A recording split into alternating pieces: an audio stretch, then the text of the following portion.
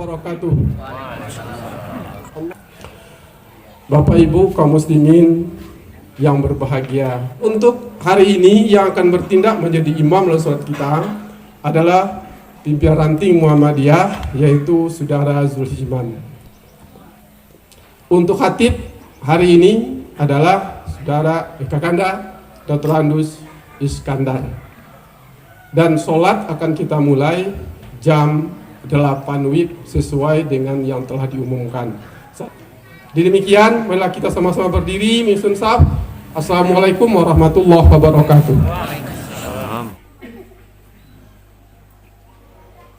Allahu Akbar.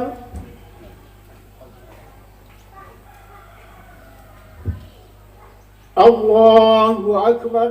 Alhamdulillahi Rabbil Alamin. Ar-Rahmanir Rahim.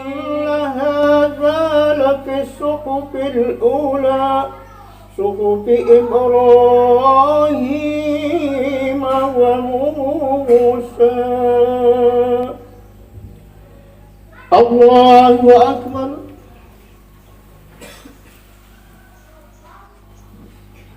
الله أكبر.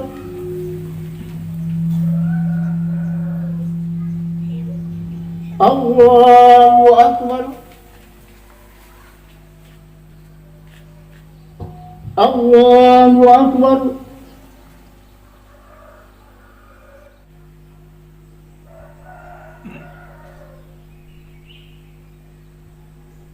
السلام عليكم ورحمة الله وبركاته. السلام عليكم ورحمة الله وبركاته. Assalamualaikum warahmatullahi wabarakatuh. Alhamdulillahi rabbil alamin, rabbil ard was samawat, wa bi ni'amihi tutamus shalihat, wa bi aflihi tukfaruz dzunub was sayiat, wa bi karamihi tafaddalul atayat wal qurabat, wa bi lutfihi tustaru uyubu wa zallat, wa huwa alladhi amata wa ahya wa mana'a wa a'ta wa arsyada wa hada wa abhaka wa abka, lahum syarikun fil mulki wa lam yakul lahu waliyyun fi zulli wa ta'i, fakabbir takbiran. Allahu akbar. Asyhadu an la ilaha illallah wahdahu la syarikalah, syahadatan udakhiru li yaumi kana syarruhu mustatira, subhana ma lam yazal aliyan kabira, sami'an basira, latifan khabira, afuwan ghafura. Wa ashhadu anna nabiyyana wa habibana Muhammadan Abdullah Muhammadur Rasulullah ba'asahu bil huda wa dinil haqq basyiran wa nadhira wa da'iyan ilaihi biiznih wa sirajan munira. Allahumma salli ala nabiyyika wa rasulik wa khalilik Muhammad ibn Abdullah wa ala alihi wa ashabihi wa man ittaba arsrah ila yaumil qiyamah. Amma ba'd, fa ya ibadallah, usikum binafsi awalan bittaqwallah, faqad fazal muttaqun. Ya ayyuhallazina amanu taqullaha haqqa tuqatih wa la tamutunna illa wa antum muslimun. Qala Allah Ta'ala wa huwa asahul qailin. A'udzu billahi minasy syaithanir rajim. Inna Ibrahim kana ummatan qanitan lillah hanifa wa lam yakun minal musyrikin syakiran li an'amihi jattabahu wa hadahu ila siratim mustaqim. Allahu akbar, Allahu akbar, la ilaha illallah, wallahu akbar, Allahu akbar, walillahil hamd.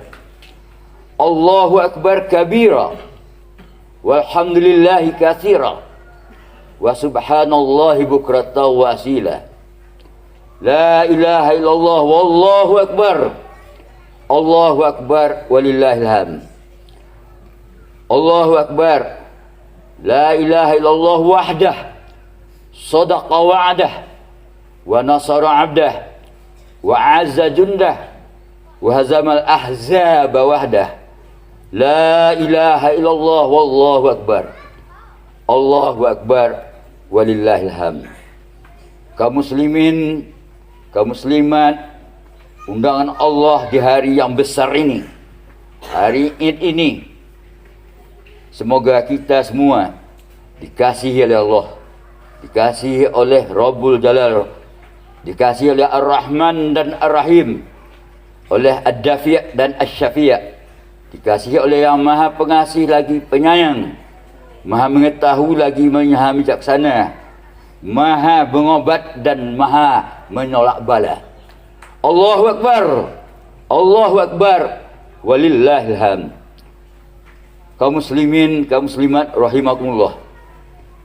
Pada hari yang penuh berkah ini, tambah kecerahan cahaya sinar matahari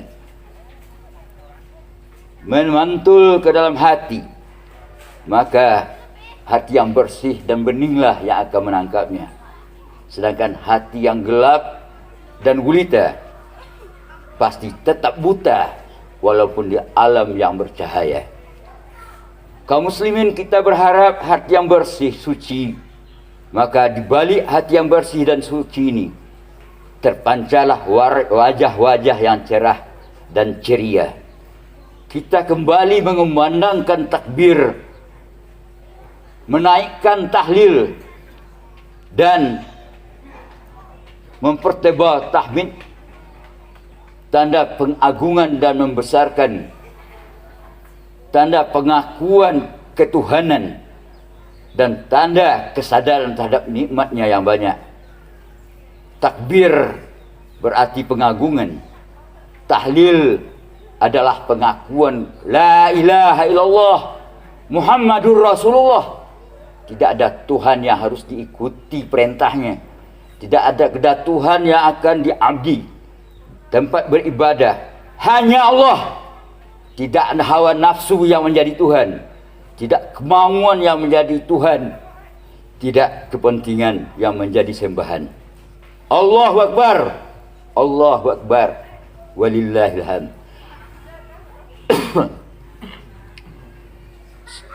Kemudian takbir, tahlil dan tahmid itu juga sebagai pernyataan yang tulus ikhlas terhadap keagungan Allah.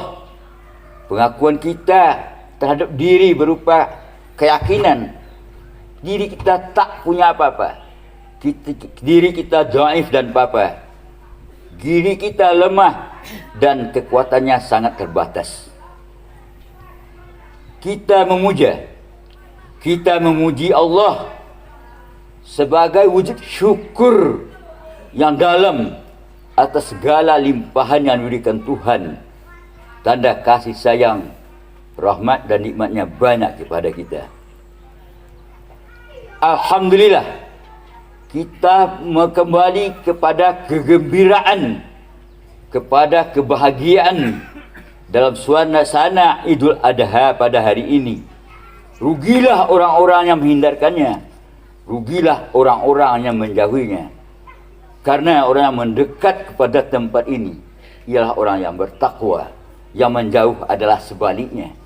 Kaum muslimin rahimakumullah, kita bergembira hari ini, kita berbahagia hari ini, berkumpul di halaman madrasah kita, bukan untuk mengadakan kegembiraan berpesta pora, dan bukan pula berhuru-hara, tapi untuk mendekatkan diri kepada Allah, untuk mengevaluasi dan untuk mengintrospeksi diri, evaluasi, infeksi, dan menilai terhadap kekurangan-kekurangan dan kelemahan kita, di mana selama ini amalan-amalan kita yang diperintahkan Allah terundur melakukannya, dan di mana pula larangan Allah yang terlanjur mengerjakannya. Allahu Akbar, Allahu Akbar. Kalau terundur melaksanakan tugas dan kewajiban kita sebagai makhluk Allah, sebagai makhluk ta'budi yang beribadah mendekatkan diri, kita banyak bertobat kepada Allah. Tubu ilallah taubatan nasuha. Tetapi sebaliknya, kalau ada kesalahan-kesalahan yang karena kita punya hawa nafsu yang terdorong melakukannya, juga bertobat kepada Allah dengan tobat nasuha, dengan menyadari kesalahan-kesalahan yang kita lakukan. Dari kesadaran itu kita kembali kepada kebenaran, kemudian tidak diulangi lagi pada masa depan. Allahu Akbar, Allahu Akbar, walillahil hamd. Untuk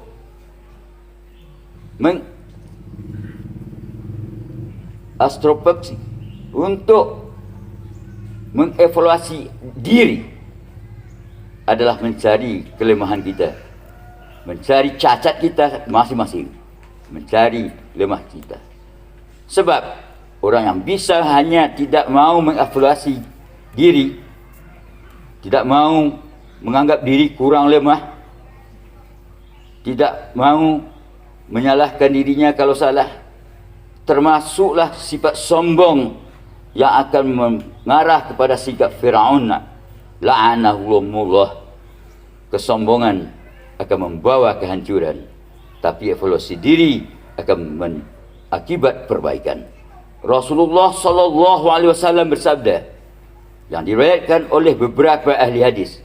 Qala Rasulullah sallallahu alaihi wasallam, tuba liman syaghala uyubahu min uyubin nas. Beruntunglah orang-orang yang mengevaluasi dirinya, mencari kelemahan dan kekurangan dirinya, mencari keterlanjurannya, daripada orang-orang yang mau mengorek, mencari-cari kesalahan orang lain. Itu menimbulkan dosa yang berbahaya, baik dari kehidupan pribadi ataupun untuk kehidupan sesama. Wala yaktab ba'dukum ba'da ahuba ahadukum ayyakula lahma akhihi maitan fakarihtumuh. Allah berfirman dalam surat Hujarat di atas ayat 13, katanya, janganlah kamu mencari-cari kesalahan orang lain di belakangnya. Yang disebut ghibah itu sama hukumnya dengan memakan bangkai. Bukan saja membangkai ayam, tapi bangkai manusia itu sendiri yang dimakannya. Atakulu ahadukum ayyakula lahmahi maitan. Sukakah kamu memakan mayat-mayat busuk yang membusuk dari mayat-mayat manusia? Fakarihtumuh, tentu saja kamu jijik. Jadi orang yang ghibah tidak ada jijiknya terhadap mencari-cari kesalahan orang lain, bahkan lebih buruk perangainya dari perangai anjing. Anjing makan bangkai yang belum busuk, tapi dia memakan bangkai manusia yang membusuk. Na'udzubillahi min zalik. Allahu Akbar, Allahu Akbar, walillahil hamd.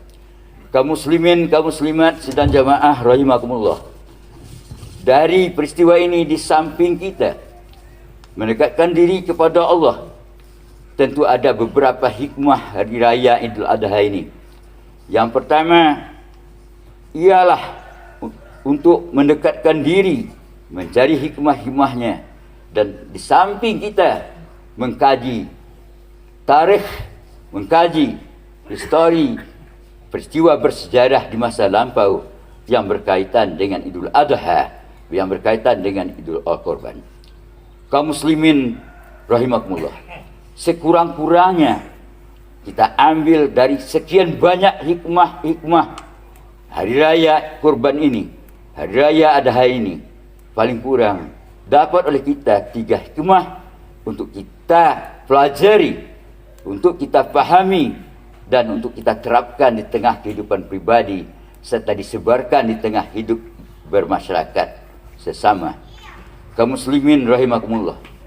Dari peristiwa perjalanan ini itu sebenarnya meneruskan millah Ibrahim, meneruskan apa yang dicontohkan oleh Ibrahim kepada anak cucunya, baik keturunan Zarah dari kalangan Bani Israel. Sayang, sebagian kecil anak Bani Israel itu yang beriman. Mayoritas Allah ngakui sampai hari kiamat, mereka itu zalim, mereka itu aniaya, mereka itu melanda, mereka itu menghancur yang baik. Dan mereka itu memutarbalikkan fakta. Yang benar dikatakan salah, yang salah dipaksakan untuk buat mindset berfikir orang jadi benar. Ini adalah Israiliyatul zalimiyah, orang-orang Israel yang zalim, yang mungkin hari ini sudah mencakarkan kukunya dari timur ke barat dunia ini. Hati-hatilah kita, pertahankanlah akidah kita, jangan terpengaruh terhadap mondar-mandirnya si kafir-kafir yang berjalan lalu lintas di negeri ini. Wala yaghurannaka taqallubul ladzina kafaru fil bilad mata'un qalil fama'wahum jahannam. Janganlah kamu terperangah, janganlah kamu kagum, janganlah kamu tertarik terhadap program mondar-mandirnya program si kafir di negeri ini. Ya, itu adalah karena mereka mencari keuntungan dunia yang rendah. Mata'un qalil, tapi ujungnya fama'wahum jahannam. Tempat mereka di akhirat yang akan dibalas ialah jahannam. Walahum azabu muhin, nanti di sana mereka di samping disiksa juga dapat penghinaan dari Allah Subhanahu wa taala. Kaum muslimin rahimakumullah, sedang jemaah Idul Adha yang dikasihi Tuhan, ada 3 hikmah yang kita dapat petik dari sejarah perjalanan spiritual Nabi Ibrahim alaihissalam dan keluarganya. Kaum muslimin, kenapa kita mengaca kepada sejarah perjalanan spiritual Nabi Ibrahim? Karena Allah berfirman dalam surat Al-Mumtahanah, surat yang ke-60 di ayat 4. Allah katakan, A'udzu billahi minasy syaithanir rajim. Bismillahirrahmanirrahim. Qad kana lakum uswatun hasanatun fi Ibrahim walladzina ma'ah. Artinya, sesungguhnya dalam perjalanan spiritual Nabi Ibrahim itu, kamu harus menjadi contoh. Kamu harus, bukan menjadi, kamu harus mengambil contoh, kata Allah. Dan juga wallazina ma'ah, dari perjalanan spiritual keluarga beliau. Yang dimaksud ma'ah ini, keluarga beliau ialah istrinya Siti Hajar dan anaknya Ismail alaihissalam dan juga Ishak alaihissalam dan anak cucunya. Harus kita contoh. Yang mana? Keturunan Nabi Ibrahim itu terdiri dari 2 golongan besar yang berpihak pada matriarkat, keibuan. Istri Ismail dalam Al-Quran itu ada 2. Yang pertama, istri pertama adalah Siti Sarah. Inilah keturunan dan menurunkan daripada Bani Israel sekarang. Ibrahim dengan Sarah, ia mempunyai anak Ishak namanya. Dari Ishak ada anaknya lagi Yakub. Yakub bergelar Israel, orang mencari jalan kebenaran. Ini arti Israel. Kemudian Yakub itu punya beberapa istri. Di antaranya yang populer, satu istri ada punya 2 anak, yaitu istrinya yang kedua Yusuf dan Benyamin. Sedangkan yang satu ibu lagi itu ada punya 8. Yang besarnya namanya Yehuda, dan yang kecilnya nomor 1, 2, 3 nak kita sebutkan. Yehuda yang saya munculkan. Kaum muslimin rahimakumullah. Sikap mereka itu, sikap mental perjalanan itu berbeda antara yang diturunkan oleh Sarah, anak Ibrahim, dan yang diturunkan oleh Siti Hajar, anak Ibrahim juga atau istri Ibrahim juga.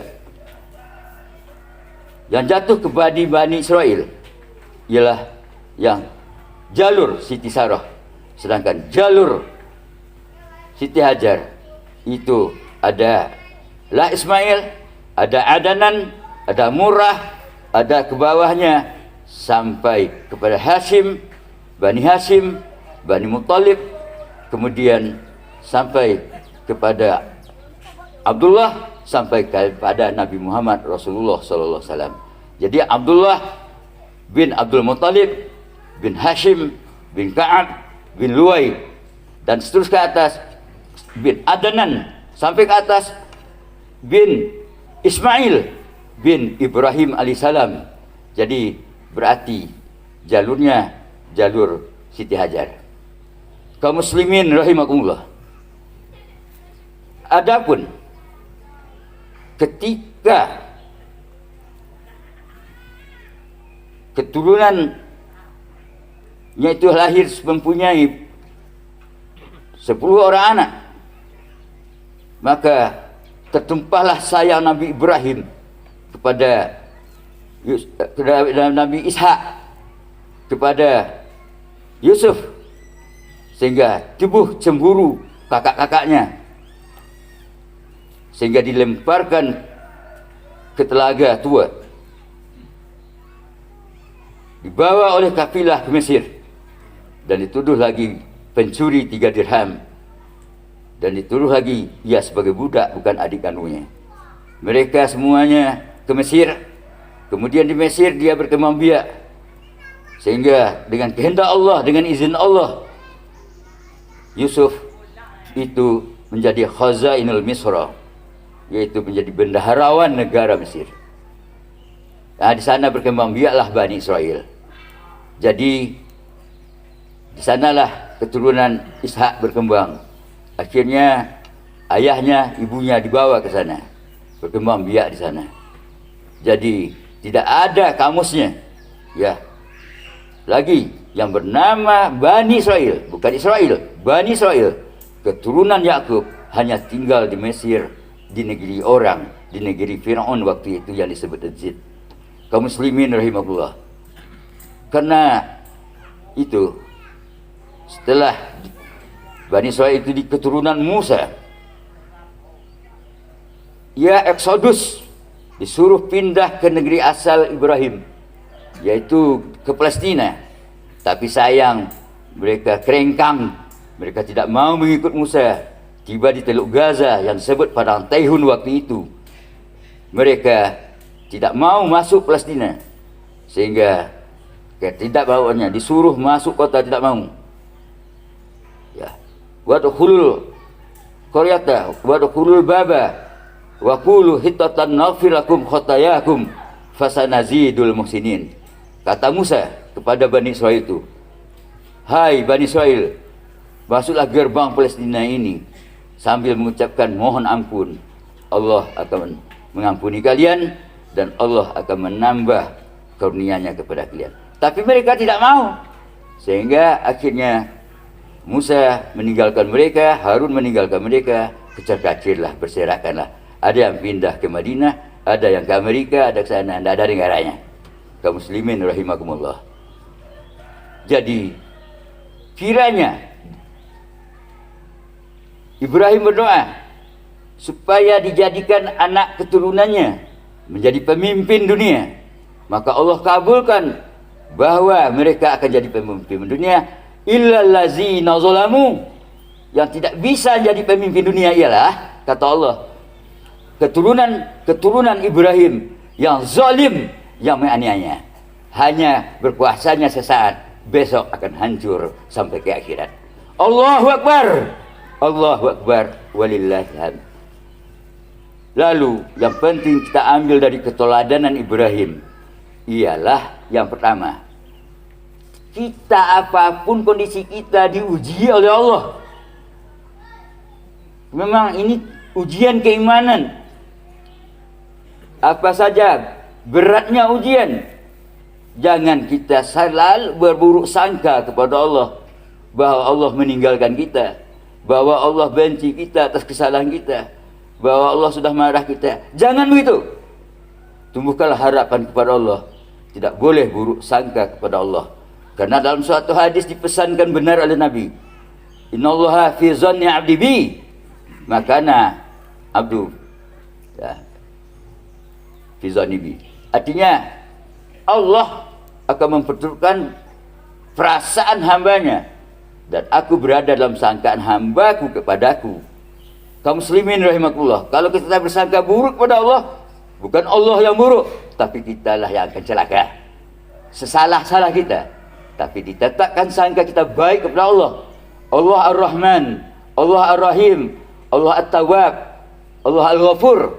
InsyaAllah kita sadar, ya, sebesar-besar kesalahan, sebesar-besar dosa, sebanyak-banyak dosa lah, bukan besar, sebanyak berdosa, walau sebanyak bumi berantai. Kalau 4 sifat ini kita sadari, InsyaAllah kita bertobat, kita kembali ke benar, Allah akan menghapuskan seluruh dosa kita. Alhamdulillah, nanti akan kita ucapkan itu adalah akan masuk surga juga. Jadi yang penting harus ditiru. Yang pertama, berbaik sangka kepada Allah dari apa saja. Walanabluwannakum bisyai'in minal khauf. Sekarang kita ditimpa oleh satu ketakutan. Ketakutan ini yang nomor 1 ujiannya. Dulu kita tidak paham barangkali, tapi sudah dialami kita baru mengerti. Kalau hanya mendengar lupa, kalau melihat baru ingat, sekarang dialami baru mengerti. Inilah ujian ketakutan, ujian pandemi, ujian virus, ketakutan orang sedunia. Tapi Allah menuntun kita dalam sikap mental seperti ini. Tidak boleh terlalu takut dan tidak boleh terlalu berani. Harus diambil jalan tengah. Apa-apa yang diaturkan kita jalankan. Kalau disuruh misalnya cuci tangan, sebelum disuruh kita sudah kerjakan. Sebelum corona kita beruduk setiap 5 kali paling kurang dalam sehari. Apalagi ada akibatnya, tentu kita tentu kita terapkan saja. Soal masker, dulu wanita-wanita meniru istri Nabi, mereka bercadar, dan kadang-kadang orang tertawakan orang bercadar, perempuan bercadar, 2 matanya saja yang nampak. Sekarang mau bercadar semuanya. Ini balasan Allah kepada pencemeh sadar. Kaum muslimin rahimakumullah. Jadi dalam itu coba kita lihat, ya, pada suatu hari Nabi Ibrahim alaihissalam terbangun dari tidurnya. Tiba-tiba beliau memerintahkan istrinya Siti Hajar untuk mempersiapkan perjalanan, ya, dengan membawa bayinya sedang menyusu dulu, yaitu Ismail. Hajar pun segera bersiap-siap untuk melakukan perjalanan panjang. Pada waktu itu bayinya Ismail belum disapih, belum dicerai susunya. Ibrahim menelusuri bumi yang penuh tumbuhan dan penuh semak-semakan rumputan, sehingga akhirnya tibalah di padang Sahara. Beliau terus berjalan hingga mencapai pegunungan, dan akhirnya tibalah dia di Jazirah Arab. Beliau terus berjalan hingga mencapai Jazirah Arab itu. Lalu Ibrahim alaihissalam menuju sebuah lembah yang tidak ada buah-buahannya dan tidak ada tanamannya dan tidak ada makanan dan minuman. Kondisi itu menunjukkan apa yang disebutkan oleh Al-Quran, yaitu suatu tempat yang tidak ada kehidupan di sana, fi wadin ghaira zi zar'in. Ke sana lah Siti Hajar itu dibawa oleh Rasul dengan bayinya. Wa fi wadin, di suatu lembah yang tandus, ghaira zi zar'in, tak punya tanaman untuk dimakan. Di lembah yang tandus tersebut beliau turun, kemudian menurunkan istrinya Siti Hajar dan juga terbawa anaknya tanpa kata-kata sepatah pun. Beliau meninggalkan istri dan anaknya di sana. Mereka berdua hanya punya bekal beberapa kantong makanan dan sedikit air minum yang tidak cukup untuk bekal 2 hari. Setelah melihat ke kiri dan ke kanan, Nabi Ibrahim pun melangkah meninggalkan tempat itu, meninggalkan Siti Hajar istrinya, meninggalkan Ismail anak yang didambakannya di lembah yang kering itu. Lalu ketika berangkat, Siti Hajar kaget sehingga ia susul suaminya dari belakang sambil menghimbau-himbau berhibah hati. Di dalam buku Tarbiyatul Banin wal Banat, buku pendidikan untuk anak laki-laki dan perempuan, dinukilkanlah di sana himbauan Siti Hajar di belakang Ibrahim yang bunyinya, ya Ibrahim, aina tazhab wa tatrukuna bihadzal wadil ladzi laisa lahu anis wala syai'. Ya Ibrahim, wahai suamiku Ibrahim, aina tazhab, ingin ke mana kau? Wa tatrukuna bihadzal wadi, sampai hati kamu tinggalkan kami di lembah tandus ini. Laisa lahu anis, tidak ada teman kami di sini. Wala syai', tidak ada apapun yang akan dimakan dan diminum. Ibrahim tidak menjawab sepatah kata pun. Kemudian sang istri bertanya lagi, karena selama ini perhatian Ibrahim tinggi pada sekarang seolah-olah tidak didajukan. Lalu ia bertanya yang keduanya. Apa kata Siti Hajar? Allahu amarona bihaza. Allahu amarona bihaza. Hai suamiku, apakah Allah yang memerintahkan kamu untuk meninggalkan kamu di sini? Nabi Ibrahim baru menjawab, bala. Ya benar, Allah yang memerintah saya untuk meninggalkan kalian di sini. Ada hikmah panjang nanti. Maka mendengar jawaban suami itu, hanya sepatah kata saja cukup dibawa, bala, menyejukkan hati. Benar, Allah yang memerintah, bukan saya yang buat. Maka legalah hati Siti Hajar mendengar jawaban suaminya itu. Lalu sang istri yang kokoh iman dan kuat keyakinan itu kepada Allah, ia sambut ucapan bala suaminya Ibrahim. Ya saya diperintah untuk meninggalkan kamu. Itu perintah Allah, benar. Disambutnya dengan gembira. Apa kata Siti Hajar melepas Ibrahim untuk pergi meninggalkannya? Izan la yudayya'un Allah. Ini jawabnya. Kalau begitu wahai suamiku, berarti ini ujian saja. Ujian saja. La yudayya'un Allah. Allah tidak akan menterlantarkan saya. Allah tidak akan menyia-nyiakan kami. Allah tidak akan menterlantarkan kami. Allahu Akbar. Allahu Akbar. Walillahilhamd. Ujian ada nikmat di baliknya. Jamaah Idul Adha rahimakumullah. Cobalah kita renungkanlah bagaimana Nabi Ibrahim dan Hajar mampu berprasangka baik kepada Allah Azza wa Jalla.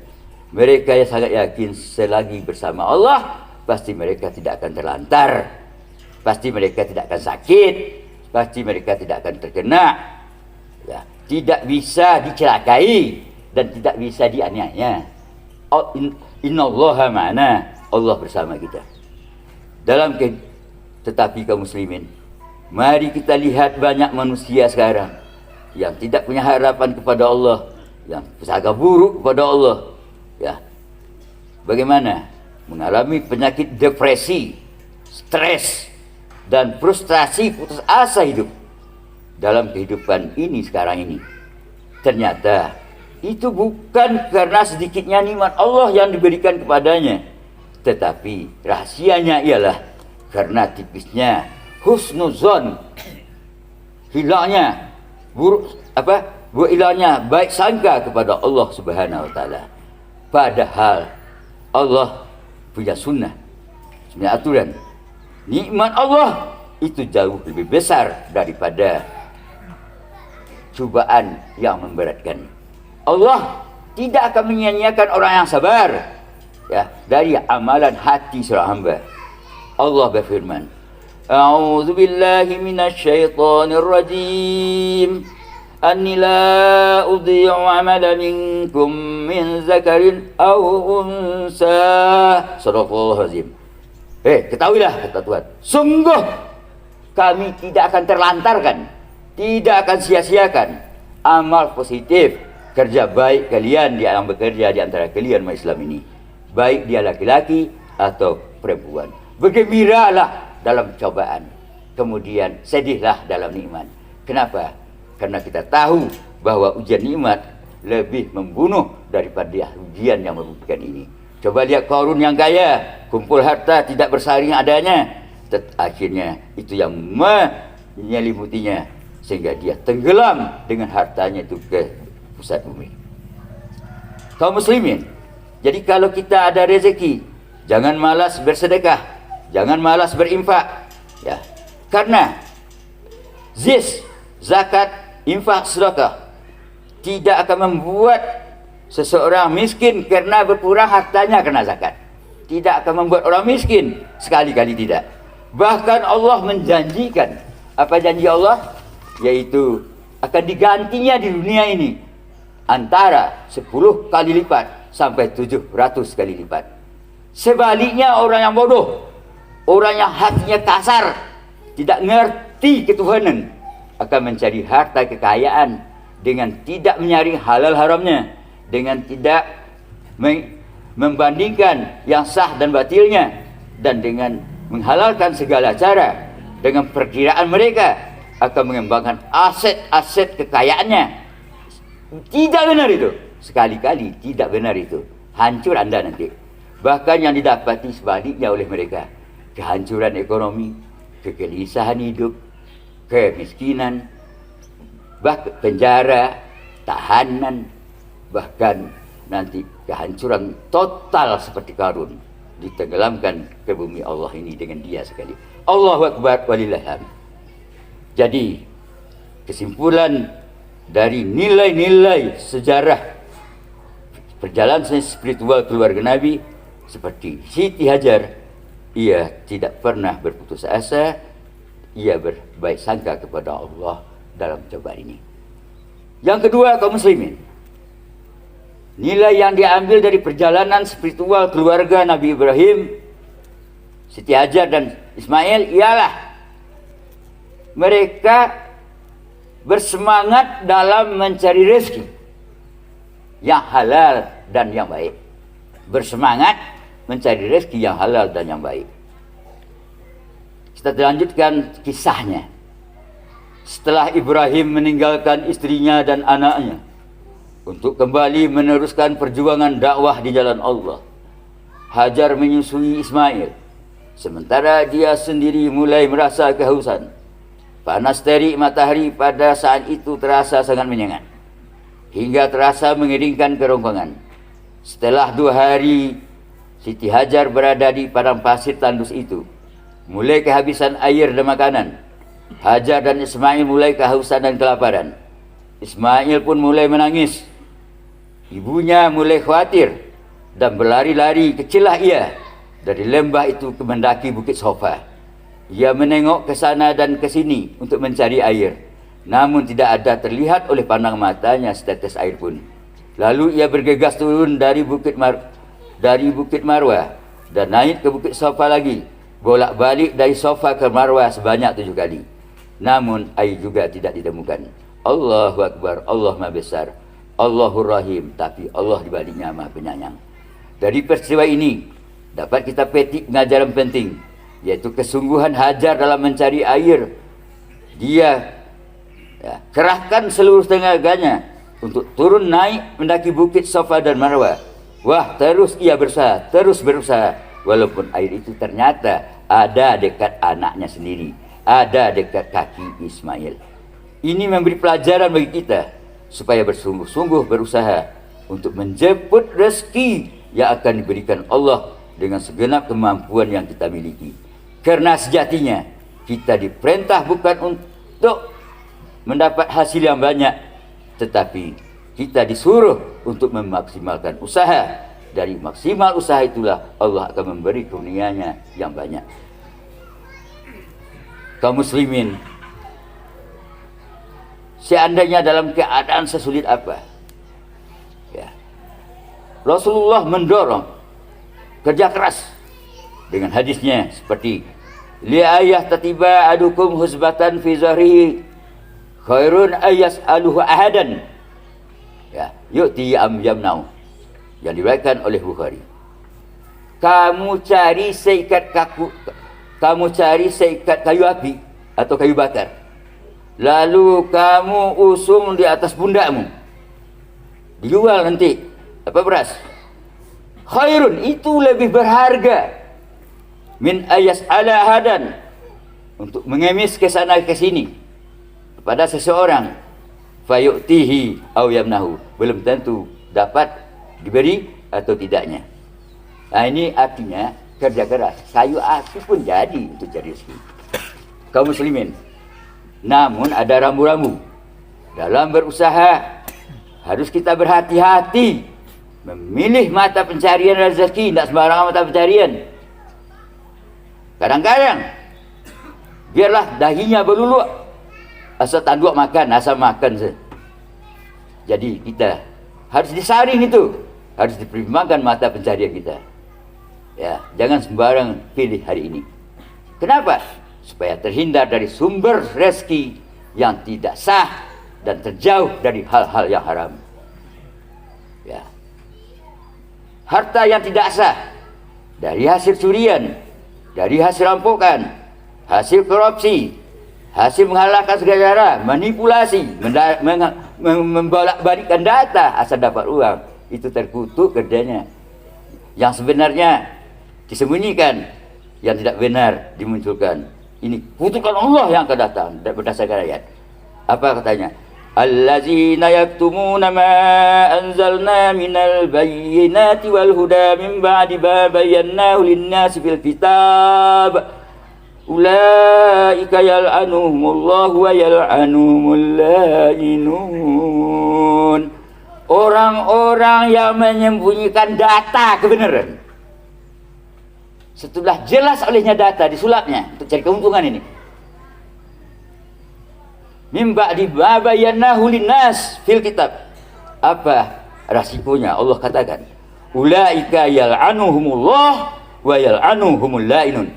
Yang dapat oleh mereka bukan uang banyak, tapi yang dapat oleh mereka yal'anuhumullah, kutukan Allah.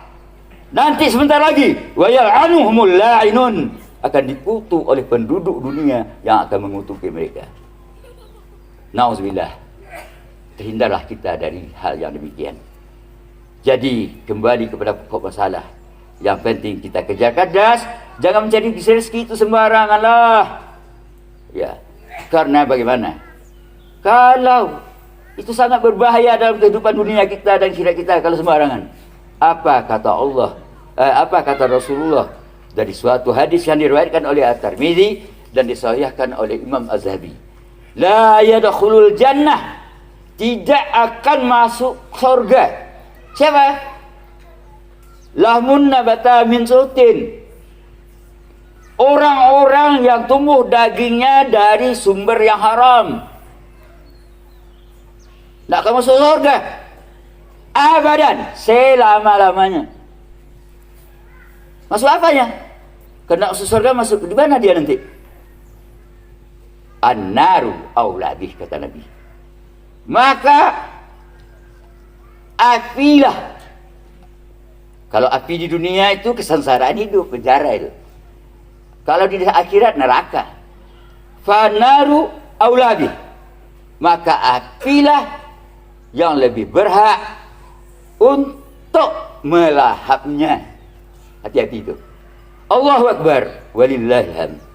Terakhir, pelajaran yang ketiga yang dapat kita kutip dan ambil dari Siratul Hayah Usratul Ibrahim alaihissalam, dari sejarah perjalanan spiritual Nabi Ibrahim alaihissalam ialah apa?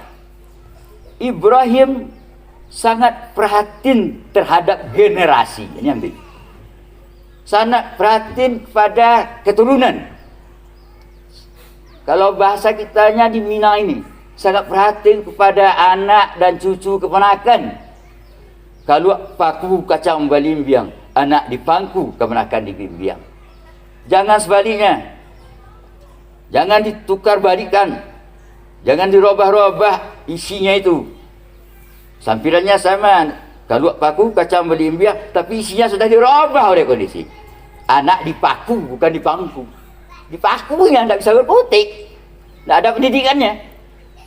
Kemenakan dibimbing kena makan di jinjiang. Banyak je kok sawah di luar di gadean. Boleh kena makan nanti dah. Itu tidak baik. Allahu Akbar. Allahu Akbar. Walillahil hamd. Jadi coba kita perhatikan sedikit sejarah pendidikan Ibrahim terhadap anaknya. Ya. Nabi Ismail atas didikan anaknya secara biologis dia mengikut sertakan anaknya dalam permasalahan hidup yang tumbuh. Ia sama-sama berdua beranak mencari akar masalah dan sama-sama mencari perpecahannya. Ya, itu orang berdua itu, Ibrahim dan Ismail. Dengan istrinya begitu juga. Sehingga Nabi Ismail mampu untuk menjadi sosok generasi yang begitu tangguh. Istrinya begitu juga. Hajar bisa menjadi sosok istri yang luar biasa.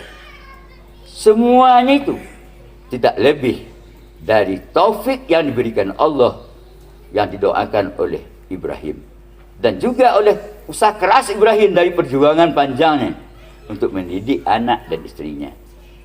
Sekarang, mari kita tanya diri kita sendiri, diri kita masing-masing. Sudahkah kita memberi teladan yang baik kepada putra-putri kita? Sudahkah kita mendoakan mereka untuk menjadi doa anak yang soleh? Seperti doa Nabi Ibrahim, Rabbi habli minas solihin. Ya Allah, anugerahkanlah aku anak yang soleh. Tolong renungkan. Atau seperti Nabi yang lain, Zakaria, Rabbi habli miladunka zuriatan thayyibah innaka sami'ud du'a. Zakaria itu. Ya Allah, kata Zakaria, berilah aku anak cucu yang baik-baik dari sisimu. Sesungguhnya kepada siapa aku mengadu lagi? Hanya engkaulah yang maha menerima doa. Kaum muslimin. Jadi, perlulah kita menjadi teladan anak cucu kita. Di samping berdoa, sudahkah kita memperhatikan pengaruh lingkungan yang merusak anak-anak kita?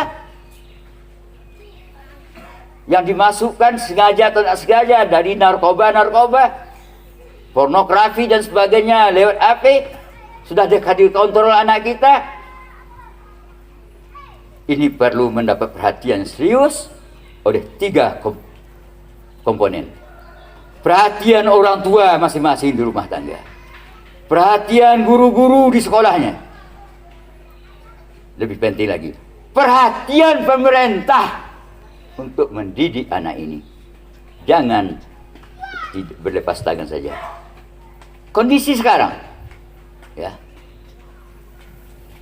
tampak condong kepada pembentukan intelektual saja, tapi melecehkan pendidikan moral dan akhlak.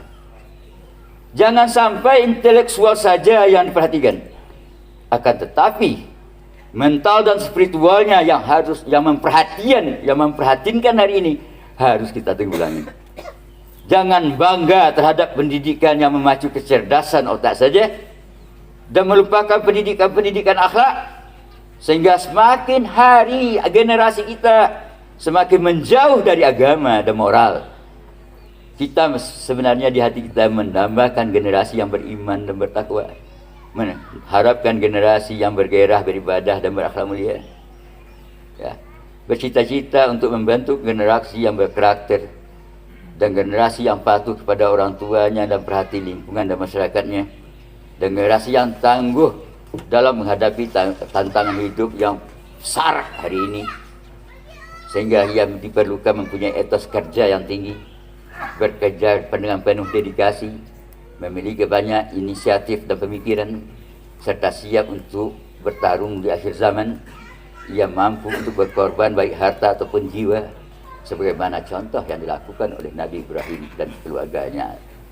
Jadi oleh karena itu, ya, harus disimbangkan antara pengisian otak, pengisian otot, dan pengisian spiritual hati. 3H, head, heart, dan heart. Isi kepala dengan ilmu pengetahuan, isi dada dengan akhlak mulia, kemudian isi hati dengan keimanan. Orang yang tidak Islam sudah menyadari hari ini. Mungkin nanti kalau dia mau masuk Islam, atau kalau sudah meninggal apalagi, tidak akan bisa. Robert Einstein, orang Prancis, mengatakan,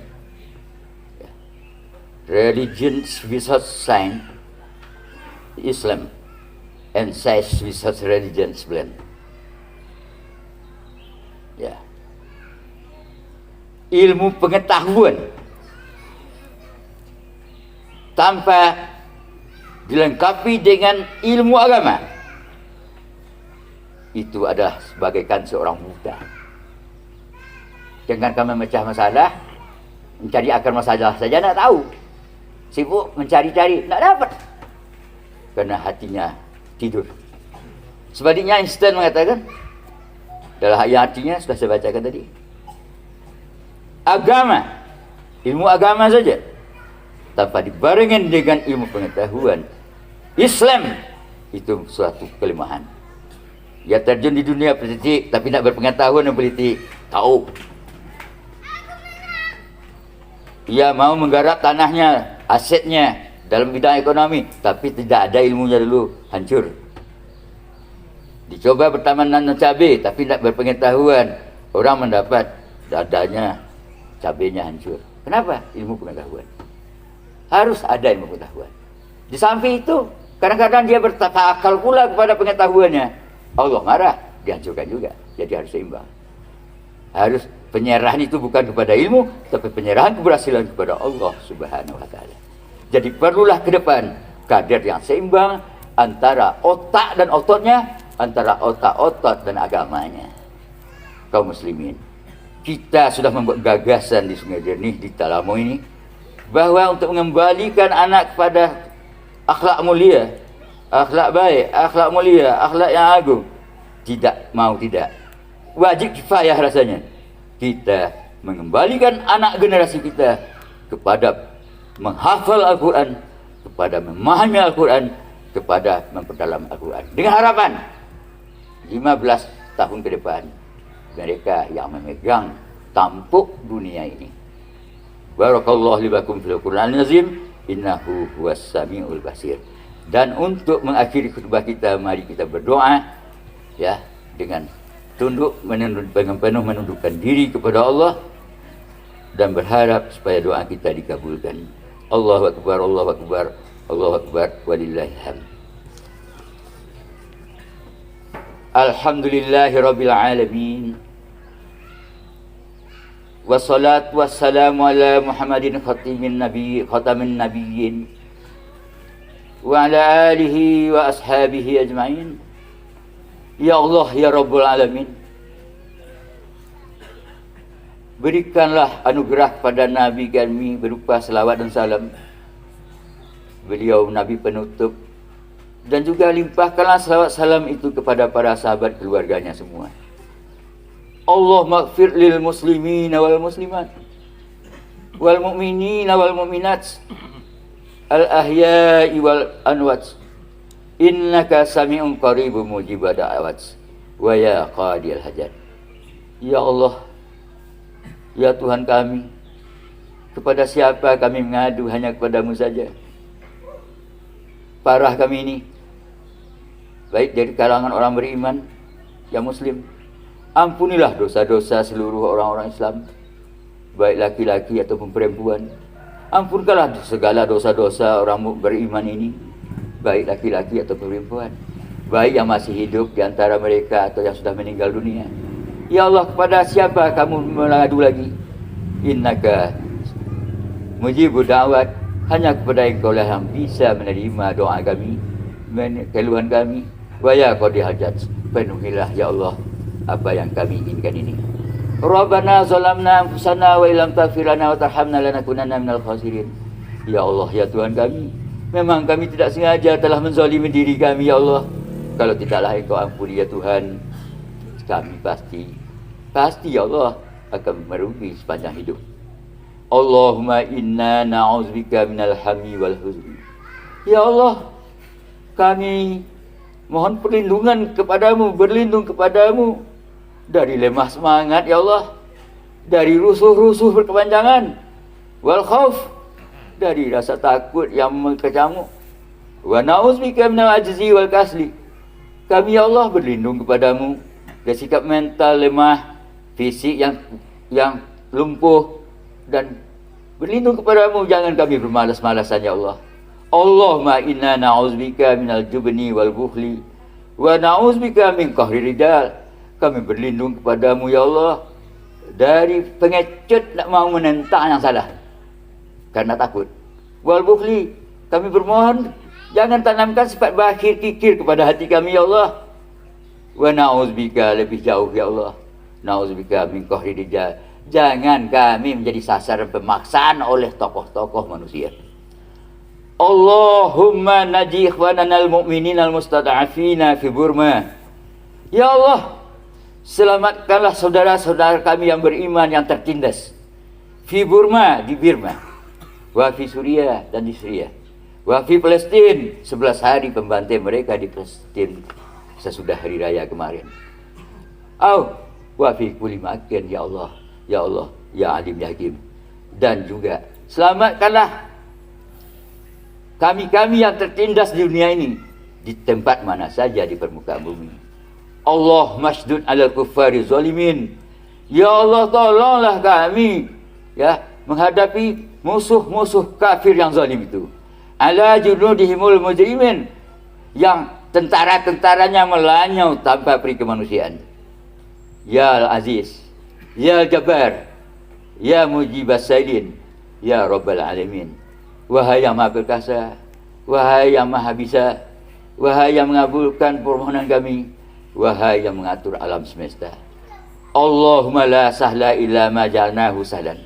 Ya Allah, semuanya ini tidak mudah kami harungi, kecuali kamu jadikan yang sulit itu jadi mudah untuk kami. Fasahil umurana, mudahkanlah urusan kami ya Allah, dunia wa din, fit dunia wa din, baik di dunia kami, baik dalam menjalankan agama kami, dalam meramaikan masjid kami, dalam berjamaahnya kami di masjid. Wa umuratul ummati Muhammad sallallahu alaihi wasallam, dan urusan umat Muhammad sallallahu alaihi wasallam di dunia ini. Akhir kalam kami doa kepadamu, kesimpulan dari doa yang di atas ya Allah.